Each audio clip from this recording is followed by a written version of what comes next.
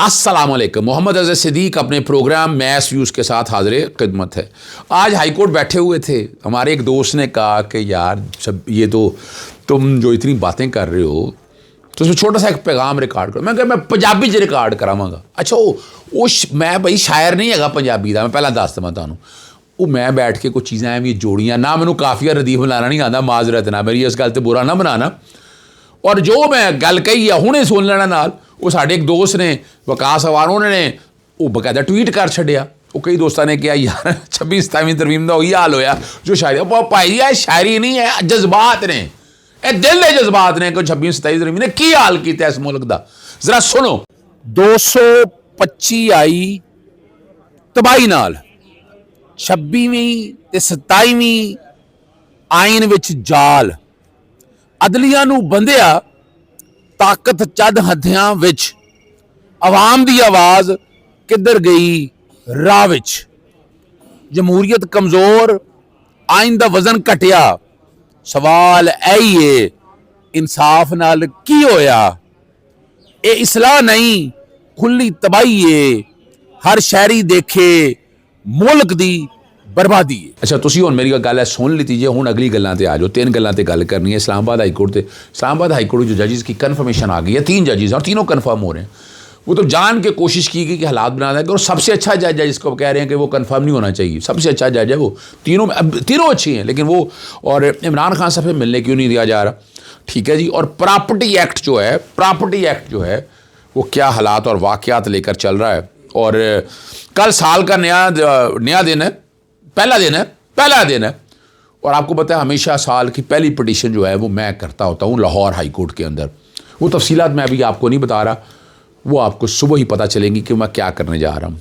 सबसे पहली बात तो है जजिस इस्लामाबाद, 3 जजिस जो है ना, जस्टिस इनाम अमीन मिनहास, मेरा बड़ा एक ताल्लुक़ है उनके साथ। फिर हाई कोर्ट बार के सदर रहे हैं, प्रोफेशनल वकील हैं और हिम्मत वाला आदमी है। वो एक अलग बात है, गवर्नमेंट क्या चाहती है वो मैं उन पर नहीं जाऊँगा। एक ये 12 जनवरी जो कन्फर्म होने वाले हैं, आज़म खान साहब, जस्टिस आज़म खान साहब और जस्टिस मोहम्मद आसिफ साहब। जस्टिस मोहम्मद आसिफ साहब को बेटे के वाले से बहुत गंद फैलाया गया। वो भाई एक हादसा हुआ है, उसमें बाप का क्या कसूर है? बेटे को जो सज़ा मिलनी थी, फिर जो क़िसास और दियत का कानून है उसके मुताबिक होगा, लेकिन उसके मुताबिक सुप्रीम काउंसिल में और कौन लोग लेके जा रहे हैं? ज़रा इंडिपेंडेंट जज है, मैं बता दूँ, मैं तारीफ़ इसलिए करता, ज़रा इंडिपेंडेंट जज है और आइन और कानून की बात करता है। मैं ये कहूँ कि पाकिस्तान तहरीक इंसाफ लोगों को नहीं, बिल्कुल कोई रिलीफ नहीं दिया, मैं माजरत के साथ, लेकिन वहाँ उनके कोर्ट में बैठे मैंने देखा है और I am impressed. Justice Mohammad Azam Khan साहब के बारे में मेरा अपना एक नुक्ता नज़र है, वो मैं समझता हूँ वो भी कोशिश करते हैं इंसाफ देने की, लेकिन उनके बारे में लोगों की राय कुछ और है, लेकिन ठीक है जज वो भी। और जस्टिस इनाम अमीन मिनहास जो हैं वो कॉन्स्टिट्यूशन को, कॉर्पोरेट को, बाकी चीज़ों को बहुत अच्छा समझते हैं। मैं तीनों के कंफर्म होता देख रहा हूँ। लोगों की मुतज़ाद राय है कि शायद कंफर्म नहीं होना, लेकिन अब क्या करें, 26वीं 27वीं तरमीम का हाल मैंने पहले आपको बता दिया, पहले बता दिया क्या है। मैं आज भी समझता हूँ कि इस मुल्क में जो हाल ये हुआ है ना, वो बुनियादी तौर पर हमारे पार्लियामेंटेरियन ने जो हाल किया, हमारी वकला बरादरी भी नहीं समझ सकी चीज़ों को।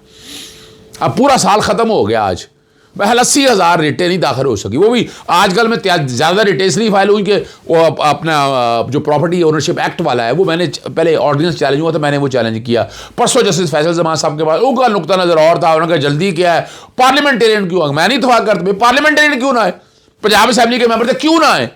उन्होंने इस हवाले से कौन सा पोलिटिसाइज बना रहा है? सर पोलिटिसाइज कोई नहीं बना रहा, पार्लियामेंटेरियन का हक नहीं है। हमें यह कहा गया कि जनाब वहाँ जाके आवाज़, वो क्या आवाज़ उठाए वहाँ पर जी, क्या आवाज़ उठाए वहाँ पर? तब आपकी मेजॉरिटी नहीं है, क्या आवाज़ उठा सकते हैं? और कौन सी आवाज़ सुनी जाती है पार्लियामेंट के अंदर? अगर तो उस आवाज़ का तकद्दुस हो तो फिर तो समझ आती है बात, जब आवाज़ ही सुनी जाती है फिर क्या करना है? फिर अदालतों में ही आना है, इसलिए अदालतों में आए, वो छुट्टियों के बाद लेगी। लेकिन अब कहा कि वकला आए आगे, हाँ वकला की तरफ से फिर और सिविल सोसाइटी की तरफ से मैंने दायर की थी।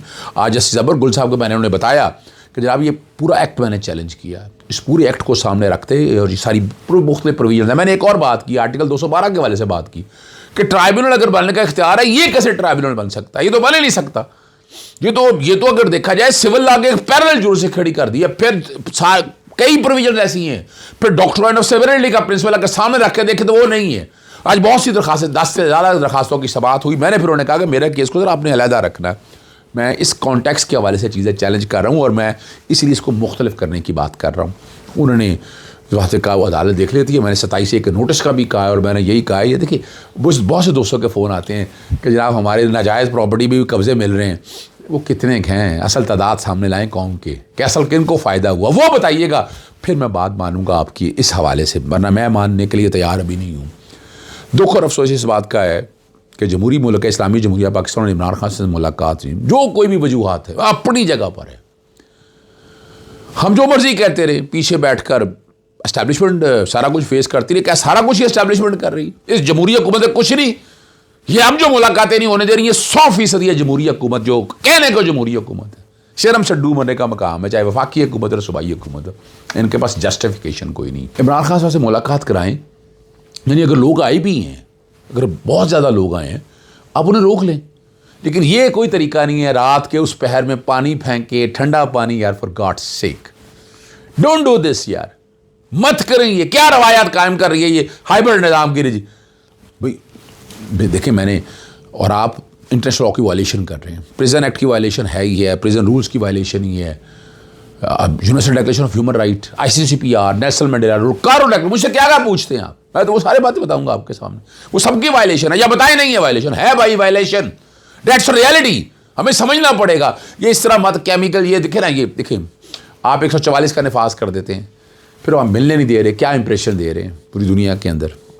हालांकि मुझे बार बार कहा गया है कि मैं ह्यूमन राइट ऑर्गेनाइजेशन की तरफ जाऊं, मैं बैन अवी दुनिया पर तक लिखूं। मैं अभी रिस्ट्रेंट शो कर रहा हूं, मेरी दरखास्तें पेंडिंग पड़ी हैं। इस्लामाबाद हाई कोर्ट को छुट्टी है जिस पर एतराज़ लगाया था, मैंने कमीशन बनाने का कहा था। मैं मफाद अम्मा में आवाज़ तो उठाता रहूँगा और मेरा काम ही यही है मफाद अम्मा की आवाज़ उठाते रहना। और इसीलिए मेरी कोशिश होती है कि आइन और कानून की बालादस्ती के लिए आ गया हूँ। जरा बाकी चीज़ें छोड़ दें, यानी मुझे कुछ ज़ाती इंटरेस्ट क्या, बहुत सी बातें सुनी है मैंने, हर दौर में सुनी है। लेकिन एक बात बड़ी वाज़ेह है, लोग कहते हैं कि पूरे पाकिस्तान के अंदर अज़हर सिद्दीक में मोहम्मद अज़हर सिद्दीक ऐसे जो आवाज़ उठा रहा है, खामोश नहीं बैठा। वो अपनी जगह बात है। देखिए मेरा प्यार है, मैं आज भी इमरान खान साहब के मेरा ताल्लुक़ है और प्यार अपनी जगह मौजूद है। बुशरा बीबी साहबा बड़ों की तरह से, बहनों की तरह से, एक माँ की तरह से बहुत इज़्ज़त करती हैं। ज़्यादती और जुल्म हो रहा है उनके साथ, और मेरी कई हुई बातों पे अब अमल हो रहा है।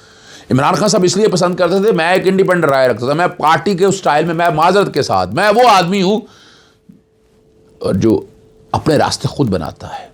मैं मुर्दार का गोश्त नहीं खाता, मैं अपने रास्ते खुद तलाश करता हूँ, खुद बनाता हूँ। मैं इनकी बहुत सी लीगल स्ट्रेटजी से इतफाक़ नहीं करता, पाकिस्तान तहरीक इंसाफ की बहुत सी मैं नहीं इतफाक़ करता। मुल्क की मर्जी भी अपनी मर्जी, आप जो मर्जी करें, लीगल स्ट्रेटजी में बहुत फ्लॉज है, लाइन ऑफ एक्शन ठीक नहीं है, बुरा ना माने किस बात का। बाकी छोड़े इमरान खान साहब के केसेस की अपने हवाले से, लेकिन आप वो जितना कर सकता है एक प्रोफेशनल वकील कर रहा है, लेकिन हमारी पॉलिटिकल स्ट्रेटजी भी इससे बेहतर नहीं है, सोशल मीडिया की स्ट्रेटजी भी हमारी ठीक नहीं है। बहुत से यही तो फ़र्क था, जब इमरान खान साहब होते थे ये सारे मामला वो खुद कंट्रोल किया करते थे और बेहतर आसान तरीके से।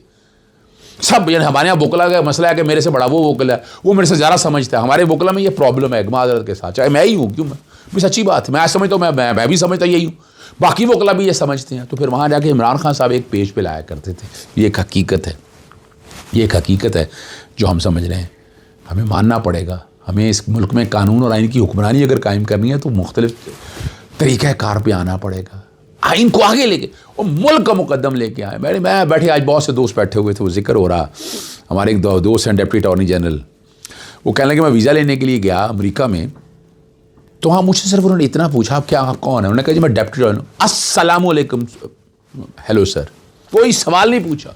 ये है इज्जत। वहाँ एक एडवोकेट की कितनी इज्जत है। मैं जाता हूँ सर, मैं पार्लियामेंट में गया, मुझे नहीं रोका उन्होंने, मुझे बड़ी बड़ी इज्जत दी उन्होंने।